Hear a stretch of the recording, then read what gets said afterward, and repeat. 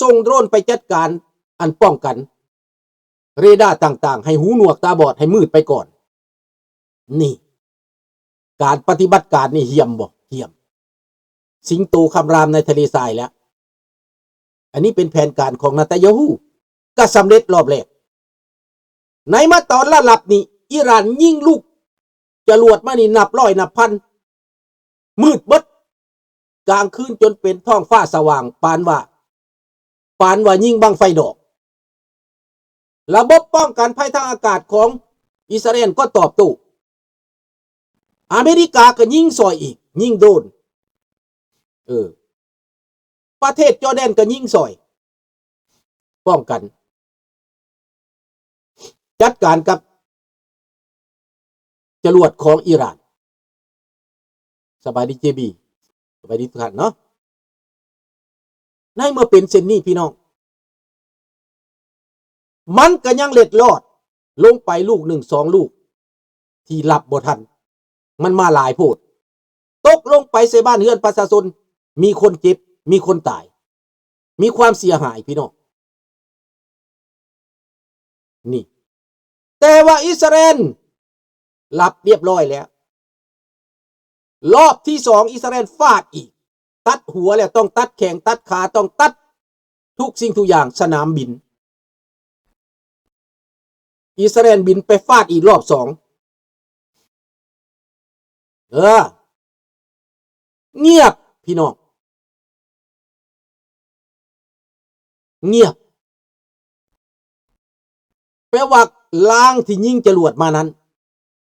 อิสราเอลเห็นแล้วว่ายิงขึ้นจากสายดาวเทียมรายงาน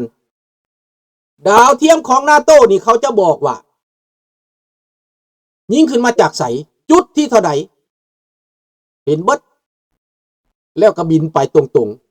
ๆพวกบินไปจัดการยิงปล่อยลูกศรนั่นก็ถูกกวาดถูกจัดการไปจำนวนลงหลายไปมากในจำนวนต่อไปนี่นะจะเข้มข้นขึ้นอิสราเอลจะไปทุกมืออิสราเอลบ่มีตั้งแต่ว่า B2 B21 อิสราเอลบ่มีเครื่องทิ่มระเบิดปูพรมบ่มีแต่ว่าอิหร่านบอกว่าจะจัดการกับอเมริกาจะหาเรื่องเพราะว่าอิสราเอลเฮ็ดได้ย้อนอเมริกาว่าซั่นถ้าว่าไปเฮ็ดอเมริกาในตะวันออกกลางอเมริกาอยู่ไสในซาอุดิอาระเบียก็มีในกาตาร์ก็มีในบาห์เรนก็มีในแถวนั้นในอิรักก็มีในซีเรียก็มีดังนั้นอิหร่านจะไปทำลายอเมริกาถือว่าฝันร้ายแล้วคันถ้าไปเฮ็ดแบบนั้นอเมริกาจะดึงอเมริกาเข้าไปในสงครามนี่นะอิหร่านสิเอาหยังมาต้านอยู่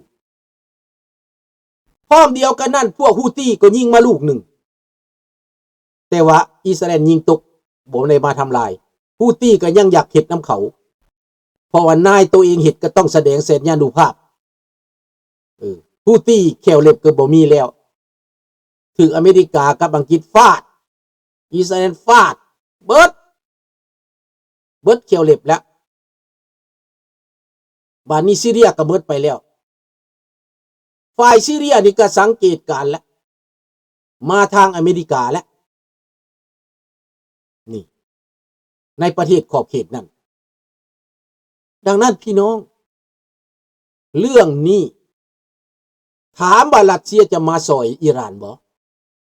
เอาคนอยู่นี่ตอบเบิ่งดูรัสเซียสิมาซอยอิหร่านบ่สิขนทหารขนอาวุธมาซอยบ่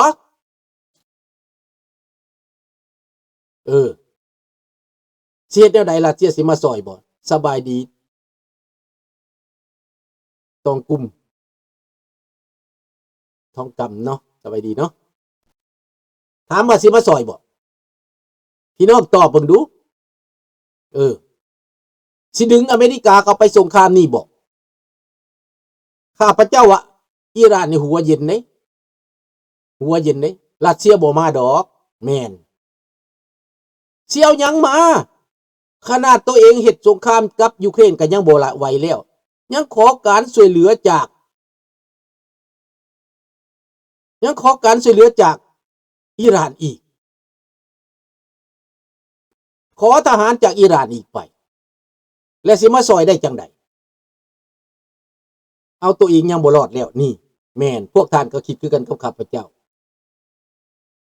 ถ้าว่าอิหร่านเดินหมากพิษไปยิงทหารอเมริกา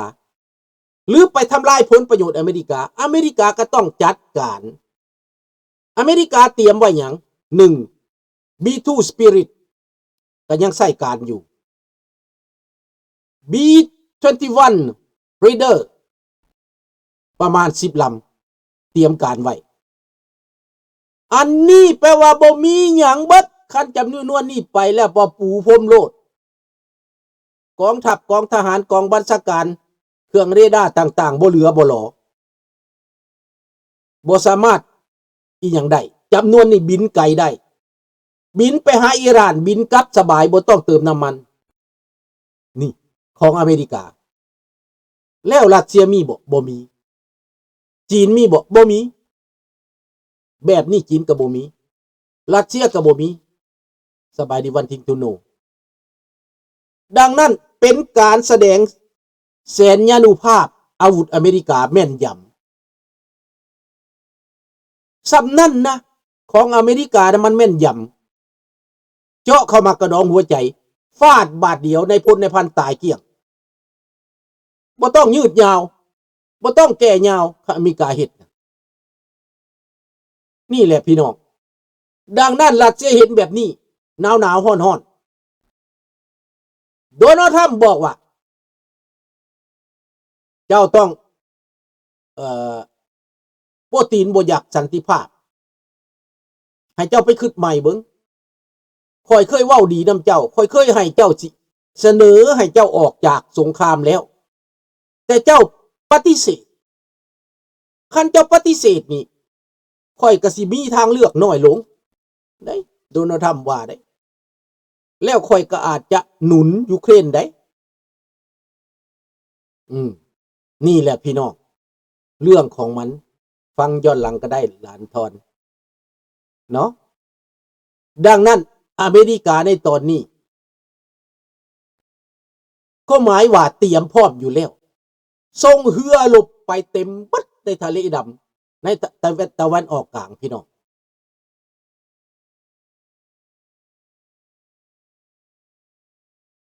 นี่แหละพี่น้องดังนั้นอิหร่านจะไปทางใดบัดนี้อิหร่านมดแขวมดเล็บอาจจะล่มสลายก็ได้หลังจากนี้อาจจะล่มสลายเพราะว่าการกระทำครั้งนี้ที่อิสราเอลตัดสินใจครั้งนี้เป็นเด็ดเดียวเด็ดขาดหมายความว่าจะเอาให้ลาบคาบได้ต้องใช้เวลา2 ทิศ5 เดือนที่จะจัดการกับอิหร่านบ่ให้เรืออย่างเลยนี่นะอันนี้อิสราเอลตั้งใจแล้วพอประชาชนก็สนับสนุนดิอิสราเอลตั้งใจแล้วคันอิสราเอลตั้งใจอเมริกาสิปะกันบอกกับอิสราเอลเขาบ่ปะได้เขาป้องกันอยู่แล้วเขาไปฮอดพอแห้งแล้วรัสเซียนี่คือบ่มาก็ยังว่ามันบ่มีอันเอามามันสิเอาหยังมามันสิเอาไปเฮ็ดกับยูเครนก็บ่มีแล้วมันหมดแล้วหมดเท่านั้นแล้วซัมบ่นำยังถูกยูเครนจัดการอีกพี่น้องจัดการอีกยูเครนจัดการโรงงานผลิตมึสบายดีสำราญผลิตมือลูกกระสุนผลิตคลังแสงต่างๆถูกยูเครนจัดการโครงการอาวุธ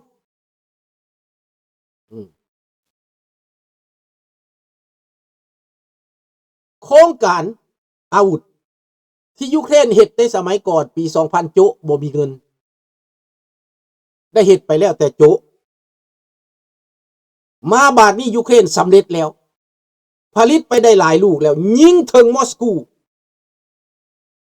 เป็นมิสไมโซเป็นลูกไฮเปอร์โซนิกยิงถึงมอสโกยูเครนมีอาวุธทันสมัย มีไฮเปอร์โซนิกบ่จำเป็นต้องมียนต์เข้าไปทิ่มยิงไปเองเถิงเองแล้วก็ยิงไปแล้วรัสเซียจับบ่ได้นี่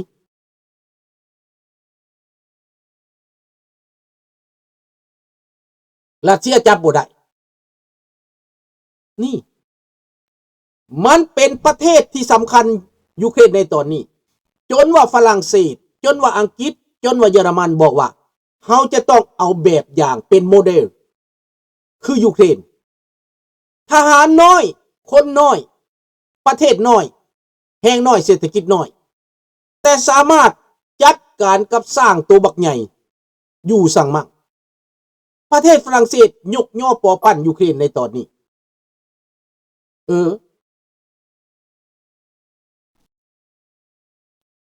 แม่นแล้วรอบนี้ละเอาจนเกลี้ยงตัดแข้งตัดขาบาดนี้ตอนนั้นตัดหัวกำลังเฮ็ดอยู่ในตอนนี้นะกำลังถล่มอยู่ตอนนี้นะนี่แหละพี่น้องมันเป็นที่ว่ารัสเซียสิมาซอยบ่ถ้าอิหร่านสลาดมืออื่นยอมเจรจาและยอมหยุดซะถ้าบ่ยอมหยุดข้าพเจ้าว่าอิหร่านล่มสลายแน่นอนครั้งนี้นะไปบ่รอดและอิหร่านบ่รอดถ้าบ่จัดการกับอิหร่านให้ราบคาบเบิดนะประเทศอิสราเอลก็จะบ่มีความสงบ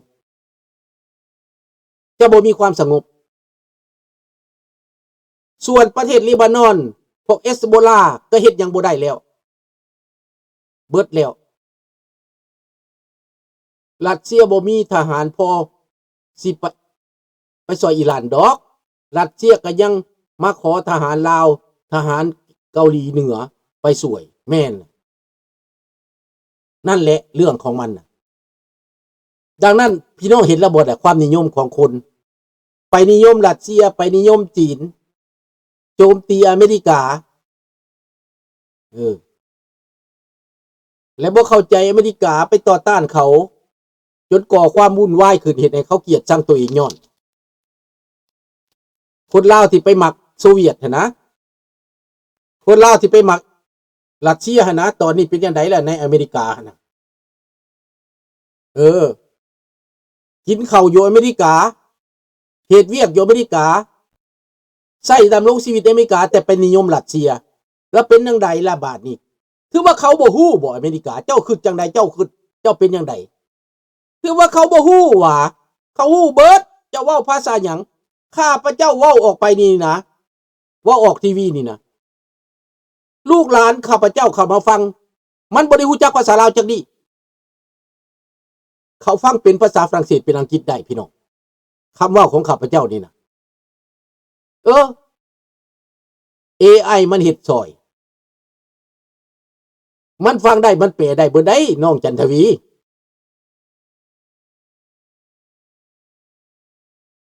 ถามว่าอิหร่านสิไปยึดอิสราเอลสิไปยึดอิหร่านบ่ซาวเคิร์ดพลเมืองของอิหร่านนั้นมีซาวเคิร์ดครึ่งหนึ่งอย่างน้อย25%เป็นซาวเคิร์ดกับพวกที่โมเดเรนพวกที่บ่ต้องการหัวศาสนาหุ่นแห้งนั่นเขาจะรวมมือกันจัดการกับพวกศาสนานี่นะคือซีเมนตัวนี้ได้แต่คู่ซื่อๆแล้วลุงโพยได้แต่คู่ซื่อๆเห็นบ่ล่ะดังนั้นพี่น้องความจริงก็คือความจริงสัจจังเวอมตาวาจาพี่น้อง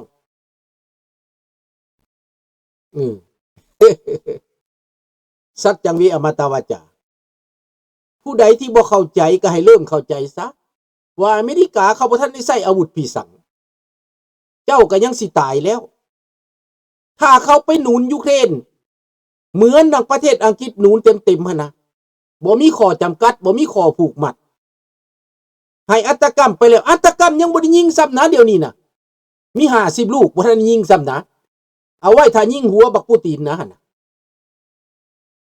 เขาบ่ทันยิงพอลูกซ้ำนะเขายิงตั้งแต่ให้มาซื่อๆอัตกรรมนี่ยังเอาไว้แม่นยำที่สุดบอนใดบักโปรตีนมาบอนใดบักโปรตีนอยู่